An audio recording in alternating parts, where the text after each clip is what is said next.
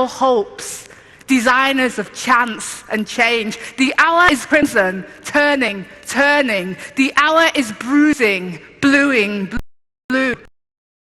We're human, and we owe our home. Let's pay our home dues. These are the implications, so we have to end with the facts. Anything less than your best is too much to pay. Anything later than now is too little, too late. Nothing will change without you.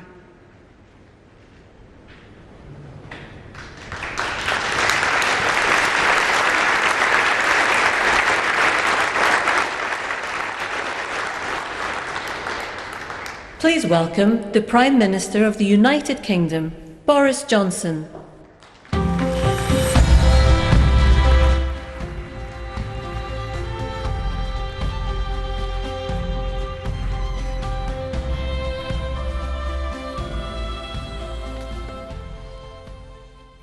Good afternoon, everybody. Welcome to COP. Welcome to Glasgow and to Scotland, whose most globally famous fictional son is almost certainly a man called James Bond, who generally comes to the climax of his highly lucrative films strapped to a doomsday device, desperately trying to work out which coloured wire to pull to turn it off, while a red digital clock ticks down remorselessly to a detonation that will end human life as we know it. And we are in roughly the same position, my fellow global leaders, as James Bond today. Except that the tragedy is, this is not a movie. And the doomsday device is real. And the clock is ticking to the furious rhythm of hundreds of billions of pistons and turbines and furnaces and engines with which we are pumping carbon into the air faster and faster, record outputs, and quilting the Earth in an invisible and suffocating blanket of CO2, raising the temperature of the planet with a speed and an abruptness that is entirely man-made. And we know what the scientists tell us, and we have learned not to ignore them. 2 degrees more, and we jeopardize the food supply for hundreds of millions of people as crops wither, locusts swarm. 3 degrees, and you can add more wildfires and cyclones, twice as many, 5 times as many droughts, and 36 times as many heat waves. 4 degrees, and we say goodbye to whole cities. Miami, Alexandria, Shanghai, all lost beneath the waves. And the longer we fail to act, the worse it gets, and the higher the price when we are eventually forced by catastrophe to act. Because humanity has long since run down the clock on climate change.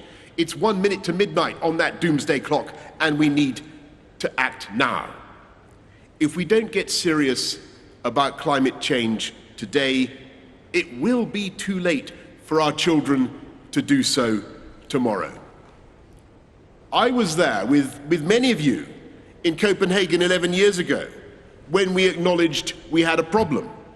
I was there in Paris 6 years ago when we agreed to net zero and to try to restrain the rise in the temperature of the planet to 1.5 degrees. And all those promises will be nothing but blah, blah, blah, to coin a phrase. And the anger and the impatience of the world will be uncontainable unless we make this COP26 in Glasgow the moment when we get real about climate change. And we can. We can get real on coal, cars, cash, and trees. We have the technology to deactivate that ticking doomsday device, not all at once. I'm afraid it's too late for that. But one by one, and with ever greater speed and efficiency, we can begin to close down those billions of hydrocarbon combustion chambers that you find currently in every corner of the planet. We can phase out the use of cars with hydrocarbon internal combustion engines. By 2035, we can do that. We in the UK are leading by ending new sales by 2030. We can end the use of coal-fired power stations. We can do it by 2040 in the developing world, 2030 in the richer nations. We can plant hundreds of millions of trees, a trillion. It's not technologically difficult. And halt and reverse deforestation by 2030. Not just because it's a spiritually uplifting and beautiful thing to do, but because that is the way to restore the balance of nature and to fix carbon in the air. And as we look at the green industrial revolution that's now needed around the world, we in the developed world must recognize the special responsibility we have to help everybody else to do it. Because it was here in Glasgow 250 years ago that James Watt came up with a machine that was powered by steam, that was produced by burning coal. And yes, my friends, we brought you to the very place where the doomsday machine began to tick. Even though 200 years, the industrialized countries were in complete ignorance of the problem that they were creating, we now have a duty to find those funds. $100 billion a year that was promised in Paris by 2020, but which we won't deliver until 2023, to help the rest of the world to move to green technology. But we cannot and will not succeed by government spending alone. We in this room can deploy hundreds of billions, no question.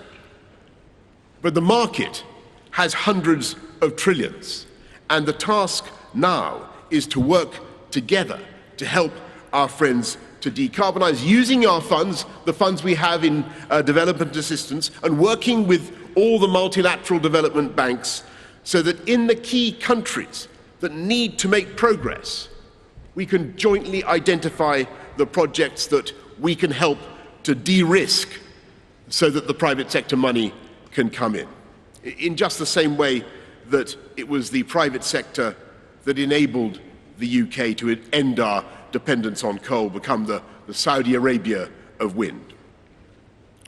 We have the technology. We can find the finance, and we must. And the question for us all today is whether we have the will. And my fellow leaders, as I look around this room, I don't want to put too fine a point on it, but we all talk about what we're going to do in 2050 or 2060. I don't think it will escape the notice of the crowds of young people outside, the billions who are watching around the world, half of the population of the world under 30, that the average age of this conclave of world leaders, I'm afraid to say, is over 60. I fully intend to be alive in 2060. I will be a mere 94 years old, even if I'm not still in Downing Street. But you never know. But the children who will judge us are children not yet born, and their children. And we are now coming center stage before a vast and uncountable audience of posterity, and we mustn't fluff our lines or miss our cue, because if we fail, they will not forgive us. They will know that Glasgow was the historic turning point when history failed to turn. They will judge us with bitterness and with a resentment that eclipses any of the climate activists of today. And they will be right. COP26 will not and cannot be the end of the story on climate change. Even if this conference ends with binding global commitments for game-changing, real-world action, 2 weeks from now, smokestacks will still belch in industrial heartlands. Cows will still belch in their pastures, even if some brilliant Kiwi scientists are teaching them how to be more polite. Cars, powered by petrol and diesel, will still choke congested roads in the world's great cities. No one conference could ever change that. If summits alone solved climate change, then we wouldn't have needed 25 previous COP summits to get where we are today. But while COP26 will not be the end of climate change, it can and it must mark the beginning of the end. In the years since Paris, the world has slowly and with great effort and pain built a lifeboat for humanity. And now is the time to give that lifeboat a mighty shove into the water, like some great liner rolling down the slipways of the Clyde. Take a sextant sighting on 1.5 degrees and set off on a journey to a cleaner, greener future. So let us therefore, in the next days, devote ourselves to this extraordinary task, so that we not only continue with a program that is of green industrial revolution that is already creating millions of high-wage, high-skilled jobs in power and technology, taking our economies forward. Let us also do enough to save our planet and our way of life. And as we work, let us think about those billions of beady eyes that are watching us around the world, increasingly edgy and disenchanted. And let us think of the billions more of the unborn, whose anger will be all the greater if we fail. We cannot let them down. We have the ideas, we have the technology, we have the bankers, we have the corporations and the NGOs, we have the interpreters, we have the meeting rooms. If all else fails, we have the unbeatable hospitality and refreshment of Glasgow. We may not feel much like James Bond, not all of us necessarily look like James Bond, but we have the opportunity and we have the duty to make this summit the moment when humanity finally began, and I stress began, to defuse that bomb, and to make this the moment when we began irrefutably to turn the tide and to begin the fight back against climate change. Yes, it's going to be hard, but yes, we can do it. And so let's get to work with all the creativity and imagination and goodwill that we possess. Thank you very much, and good luck to all of us. Thank you.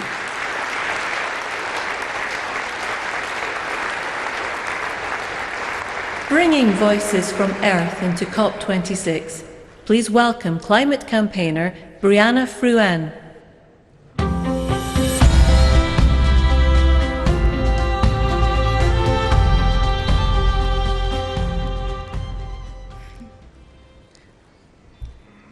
When I was a little girl, I was taught the importance and impact of words. In my culture, in Samoa, there's a proverb that goes, "E pala ma'a ai le pala upu." It means that even stones decay, but words remain. A lesson in knowing how words can be wielded, how text can change everything, how each word you use is weighted, how switching one word or number could reframe worlds, how climate action can be vastly different from climate justice, how 2 degrees could mean the end and 1.5 could mean a fighting chance. You all have the power here today to be better, to remember that in your meeting rooms and drafting documents are more than just black and white objects, to remember that in your words you wield the weapons that can save us or sell us out. I don't need to remind you the reality of vulnerable communities. If you're here today, you know what climate change is doing to us. You don't need my pain or my tears to know that we're in a crisis. The real question is whether you have the political will to do the right thing, to wield the right words, and to follow it up with long overdue action. If you're looking for inspiration on this, look no further than the climate leadership of young Pacific people. We are not just victims to this crisis. We have been resilient beacons of hope. Pacific youth have rallied behind the cry, "We are not drowning, we are fighting." This is our warrior cry to the world. We are not drowning, we are fighting. This is my message from Earth to COP. I hope you remember my words today and look closely at your words as you go throughout COP, because e pala ma'a ai le pala upu. Thank you.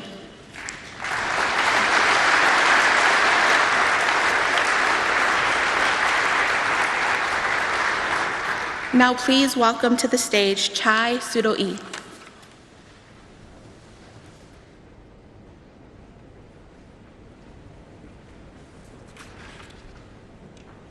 My name is Chai Surui. I'm 1 in 24, but my people have been living in the Amazon forest at least 6,000 years. My father, the great chief Almi Surui, taught me that we must listen to the stars, the moon, the wind, the animals, and the trees. Today, the climate is warming, the animals are disappearing, the rivers are dying, and our plants don't flower like they did before. The earth is speaking. She tells us that we have no more time. A friend asked me, will we continue to think that today's injuries can be resolved with ointments and painkillers, even though we know that tomorrow our wounds will only run deeper? We need a different path, and with bold and global changes. It's not 2030 or 2050, it's now. While you are closing your eyes to reality, the land defender Ariel Wewawau, my friend since I was a kid, was murdered for protecting the forest. Indigenous peoples are in the front line of the climate emergency, and we must be at the center of the decisions happening here. The lies and fake promise. Let us end the pollution of hollow words, and let us fight for a livable future and present. It's always necessary to believe the dream is possible. May our utopia be a future on Earth. Thank you. Please welcome the Secretary General of the United Nations, Antonio Guterres.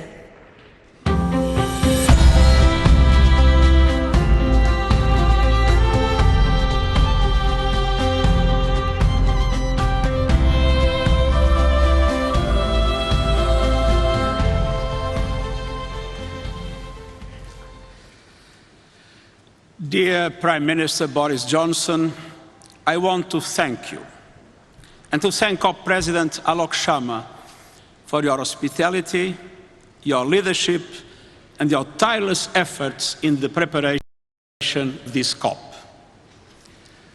Your Royal Highnesses, Excellencies, ladies and gentlemen, the 6 years since the Paris Climate Agreement have been the 6 hottest years on record. Our addiction to fossil fuels is pushing humanity to the brink. We face a stark choice. Either we stop it or it stops us. And it's time to say, enough. Enough of brutalizing biodiversity. Enough of killing ourselves with carbon. Enough of treating nature like a toilet. Enough of burning and drilling and mining our way deeper. We are digging our own graves. Our planet is changing before our eyes, from the ocean depths to mountain tops, from melting glaciers to relentless extreme weather events. Sea level rise is double the rate it was 30 years ago. Oceans are hotter than ever and getting warmer faster. Parts of the Amazon rainforest now emit more carbon than they absorb. Recent climate action announcements might give the impression that we are on track to turn things around. This is an illusion. The last published report on national determined contributions showed that they would still condemn the world to a calamitous 2.7-degree increase. And even if the recent pledges were clear and credible, and there are serious questions about some of them, we are still careening towards climate catastrophe. Even in the best case scenario, temperatures will rise well above 2 degrees. So, as we open this much anticipated climate conference, we are still heading for climate disaster. Young people know it. Every country sees it. Small island developing states and other vulnerable ones live it. And for them, failure is not an option. Failure is a death sentence. Excellencies, we face a moment of truth. We are fast approaching tipping points that will trigger escalating feedback loops of global heating. But investing in the net zero climate resilient economy will create feedback loops of its own, virtuous circles of sustainable growth, jobs, and opportunity. We have progress to build upon. A number of countries have made credible commitments to net zero emissions by mid-century. Many have pulled the plug on international financing of coal. Over 700 cities are leading the way to carbon neutrality, and the private sector is waking up.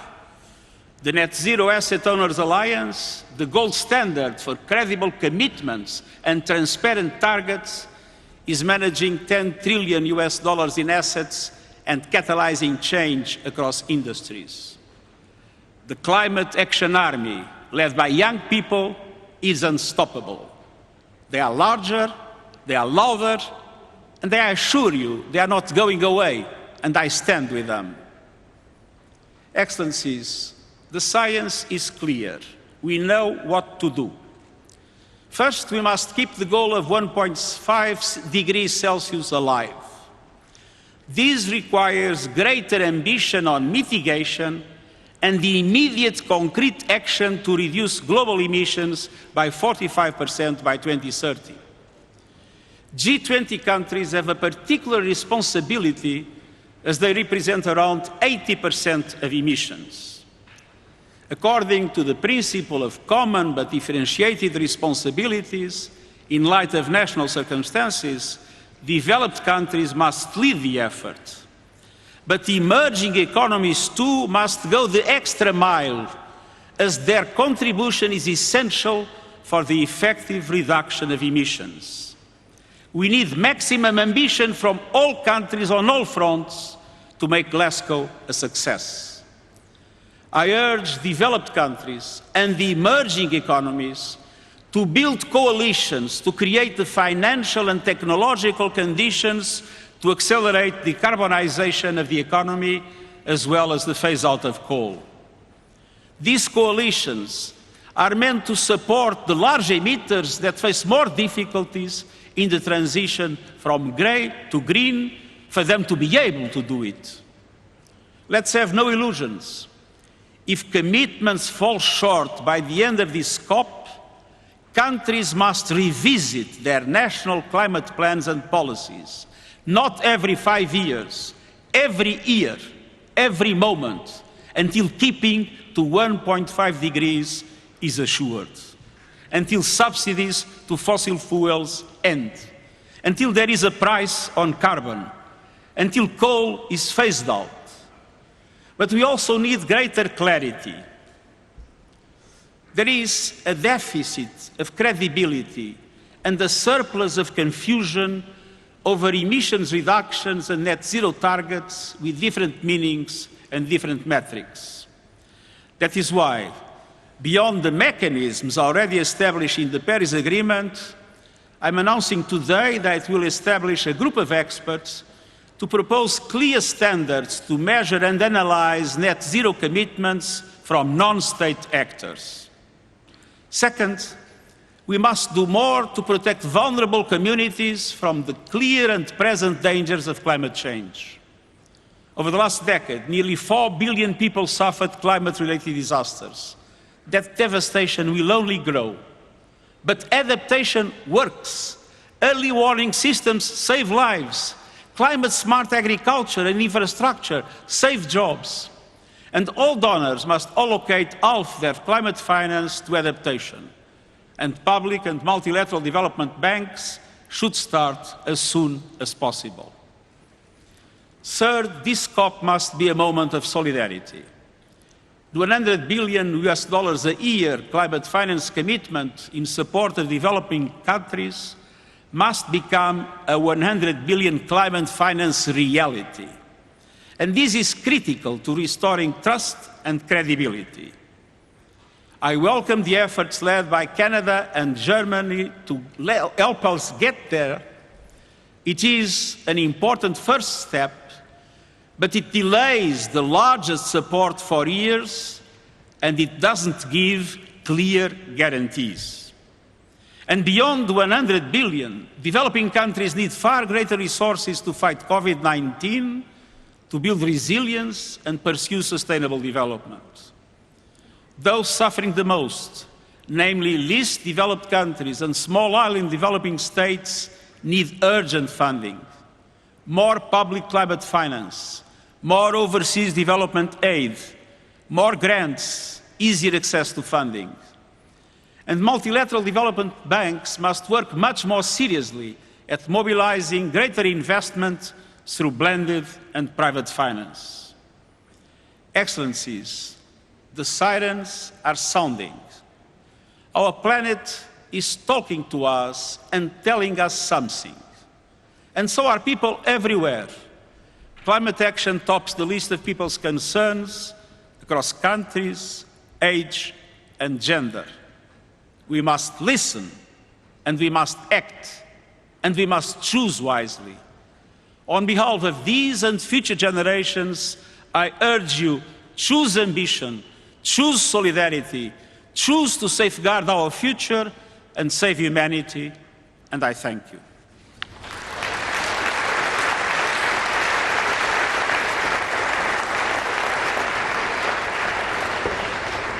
There will now be a short film, a message from our planet to all of us, Earth to COP.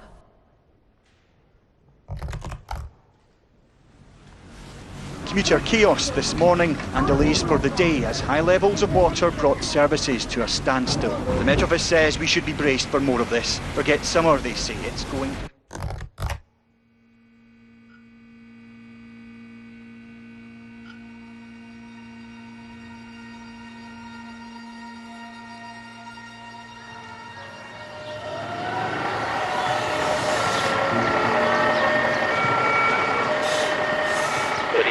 In the record now is becoming clearer and clearer that we assume the temperature of the world.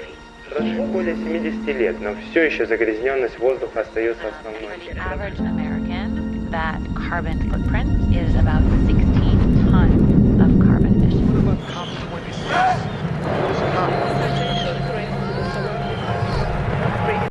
You can see the ocean becoming worse.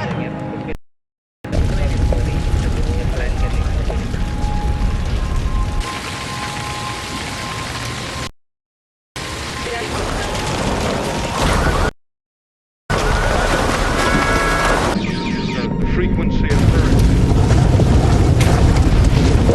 Scientists are corrected there. The sure sign of climate change. Es fundamental, es que no lo normalicemos. No es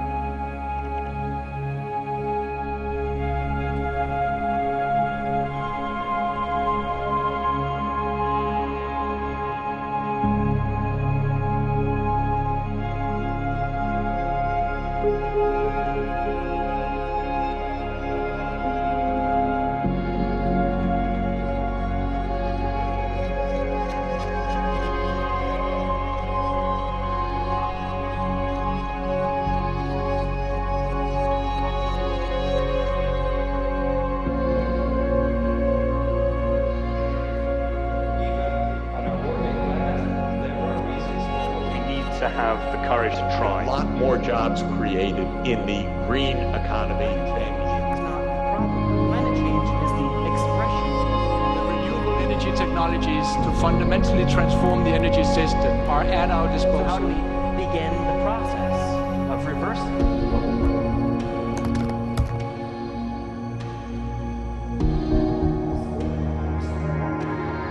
We need innovation, and this kind of innovation launched the largest tree plantation campaign. To develop a climate-altering By continually reinvesting in our grassland, we are looking down. This is a critical moment that we cannot not be part of. 26 is one of the most important diplomatic gatherings in history. Humanity already knows what to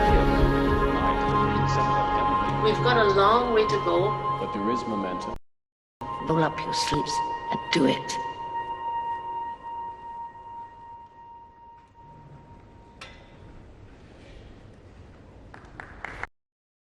Your Royal Excellencies, Lords, Ladies and Gentlemen, please welcome His Royal Highness, the Prince of Wales.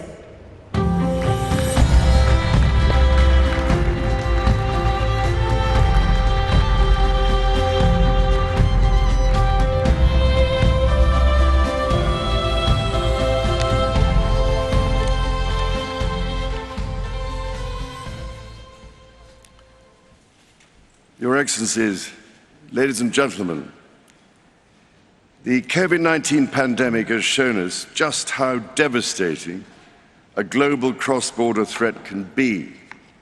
Climate change and biodiversity loss are no different. In fact, they pose an even greater existential threat, to the extent that we have to put ourselves on what might be called a warlike footing. Having myself had the opportunity of consulting many of you over these past 18 months, I know you all carry a heavy burden on your shoulders, and you do not need me to tell you that the eyes and hopes of the world are upon you, to act with all dispatch and decisively, because time has quite literally run out. The recent IPCC report gave us a clear diagnosis of the scale of the problem. We know what we must do. With a growing global population creating ever-increasing demand on the planet's finite resources, we have to reduce emissions urgently and take action to tackle the carbon already in the atmosphere, including from coal-fired power stations. Putting a value on carbon, thus making carbon capture solutions more economical, is therefore absolutely critical. Similarly, after billions of years of evolution, nature is our best teacher. In this regard, restoring natural capital, accelerating nature-based solutions, and leveraging the circular bioeconomy will be vital to our efforts. As we tackle this crisis, our efforts cannot be a series of independent initiatives running in parallel. The scale and scope of the threat we face call for a global systems-level solution based on radically transforming our current fossil fuel-based economy to one that is genuinely renewable and sustainable. So, ladies and gentlemen, my plea today is for countries to come together to create the environment that enables every sector of industry to take the action required. We know this will take trillions, not billions of dollars. We also know that countries, many of whom are burdened by growing levels of debt, simply cannot afford to go green. Here we need a vast military-style campaign to marshal the strength of the global private sector. With trillions at its disposal, far beyond global GDP, and with the greatest respect, beyond even the governments of the world's leaders, it offers the only real prospect of achieving fundamental economic transition. So, how do we do it? First, How do we get the private sector all pulling in the same direction? After nearly 2 years now of consultation, CEOs have told me that we need to bring together global industries to map out, in very practical terms, what it will take to make the transition. We know from the pandemic that the private sector can speed up timelines dramatically when everyone agrees on the urgency and the direction. So each sector needs a clear strategy to speed up the process of getting innovations to market. Second, who pays and how? We need to align private investment behind these industry strategies to help finance the transition efforts, which means building the confidence of investors so that the financial risk is reduced. Crucially, investment is needed to help transition from coal to clean energy. If we can develop a pipeline of many more sustainable and bankable projects at a sufficient scale, it will attract greater investment. Third, which switches do we flick to enable these objectives? More than 300 of the world's leading CEOs and institutional investors have told me that alongside the promises countries have made, their nationally determined contributions, they need clear market signals, agreed globally, so that they have the confidence to invest without the goalposts suddenly moving. This is the framework I've offered in the Terracotta Roadmap, created by my Sustainable Markets Initiative, with nearly 100 specific actions for acceleration. Together, we are working to drive trillions of dollars in support of transition across 10 of the most emitting and polluting industries. They include energy, agriculture, transportation, health systems, and fashion. The reality of today's global supply chains means that industry transition will affect every country and every producer in the world. There is absolutely no doubt in my mind that the private sector is ready to play its part and to work with governments to find a way forward. Your Excellencies, ladies and gentlemen, many of your countries I know are already feeling the devastating impact of climate change through ever-increasing droughts, mudslides, floods, hurricanes, cyclones and wildfires, as we've just seen on that terrifying film. Any leader who has had to confront such life-threatening challenges knows that the cost of inaction is far greater than the cost of prevention. So I can only urge you, as the world's decision makers, to find practical ways of overcoming differences so we can all get down to work together to rescue this precious planet and save the threatened future of our young people. Thank you, ladies and gentlemen.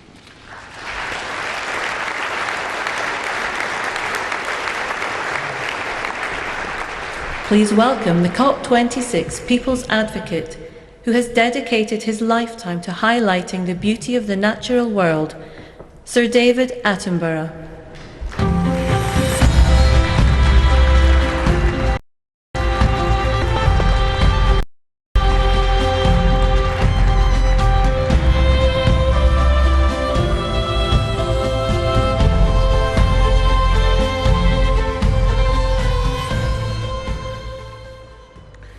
Your Excellencies, delegates, ladies and gentlemen, as you spend the next 2 weeks debating, negotiating, persuading and compromising, as you surely must, it's easy to forget that ultimately the emergency climate comes down to a single number: the concentration of carbon in our atmosphere.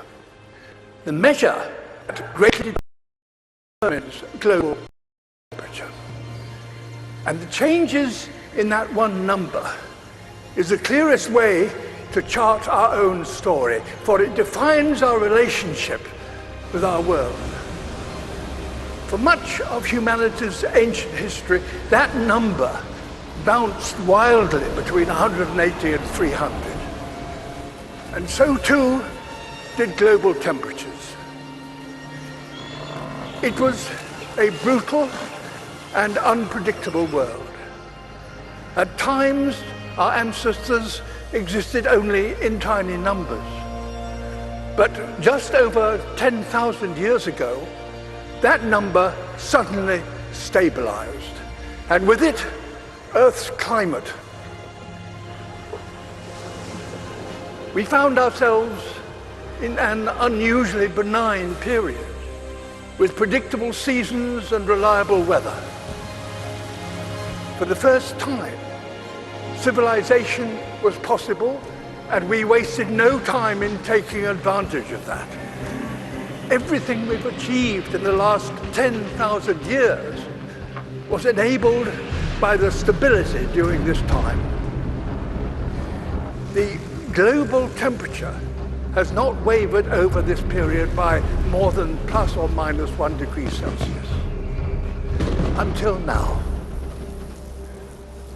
Our burning of fossil fuels, our destruction of nature, our approach to industry, construction and learning are releasing carbon into the atmosphere at an unprecedented pace and scale. We are already in trouble. The stability we all depend on is breaking. This story is one of inequality as well as instability. Today, those who've done the least to cause this problem are being the hardest hit. Ultimately, all of us will feel the impact, some of which are now unavoidable.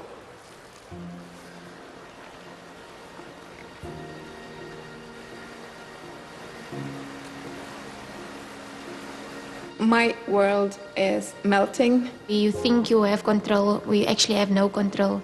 I'm absolutely terrified to bring a child to this world. Is this how our story is due to end?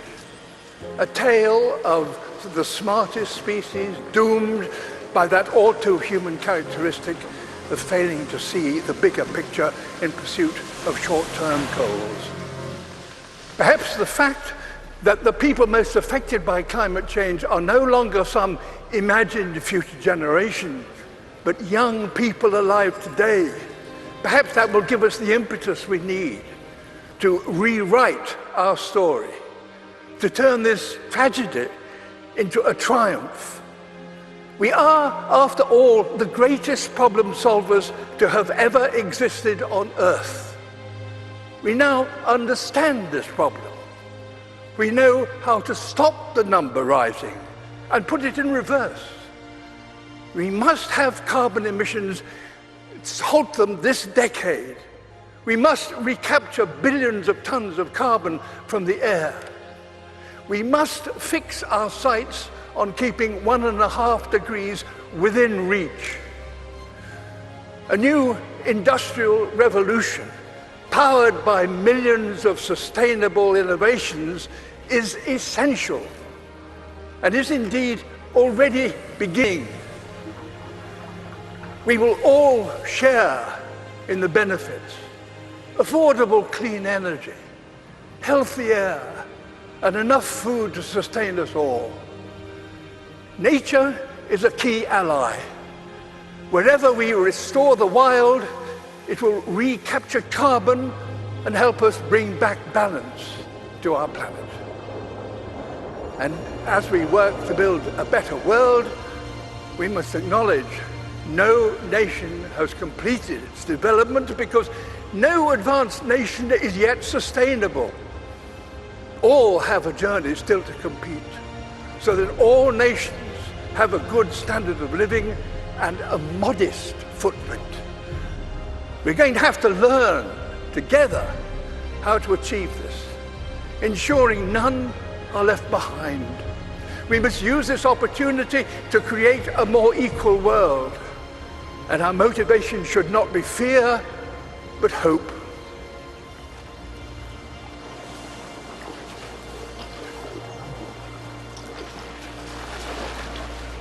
Can we fix climate problem in one generation? My answer would be yes, we have to. We need to not just to talk about what we can do, but to do what we can. This is a challenge that we should try to solve in a quick way with a long-term vision. It comes down to this. The people alive now or the generation to come will look at this conference and consider one thing. Did that number stop rising and start to drop as a result of commitments made here? There's every reason to believe that the answer can be yes. If working apart, we are force powerful enough to destabilize our planet, surely working together, we are powerful enough to save it. In my lifetime, I've witnessed a terrible decline. In yours, you could and should witness a wonderful recovery. That desperate hope, ladies and gentlemen, delegates, excellency, is why the world is looking to you and why you are here. Thank you.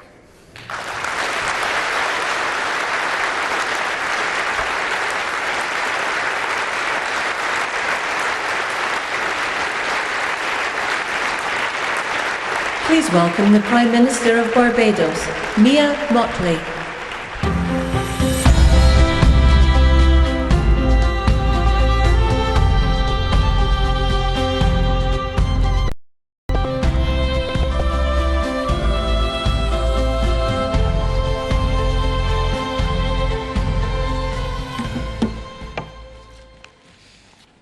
Your Royal Highness, Excellencies, distinguished guests, ladies and gentlemen. The pandemic has taught us that national solutions to global problems do not work. We come to Glasgow with global ambition to save our people and to save our planet. But we now find three gaps. On mitigation, climate pledges or NDCs. Without more, we will leave the world on a pathway to 2.7 degrees, and with more, we are still likely to get to 2 degrees. These commitments made by some are based on technologies yet to be developed, and this is at best reckless and at worst dangerous. On finance, we are $20 billion short of the $100 billion, and this commitment, even then, might only be met in 2023.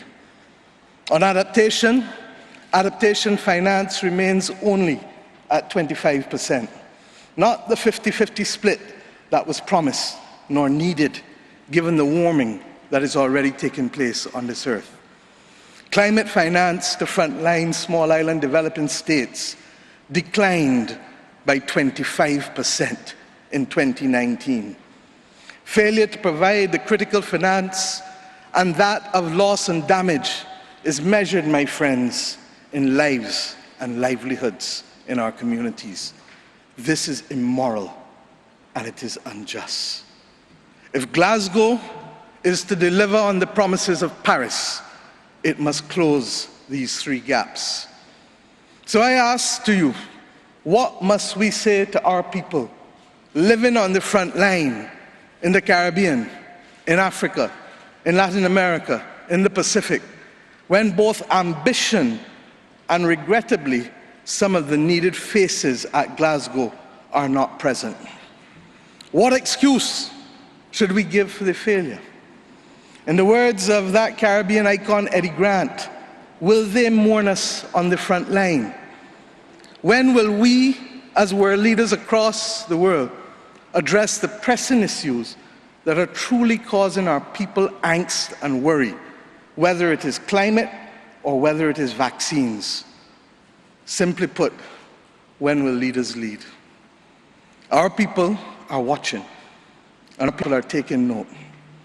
And are we really going to leave Scotland without the resolve and the ambition that is sorely needed to save lives and to save our planet?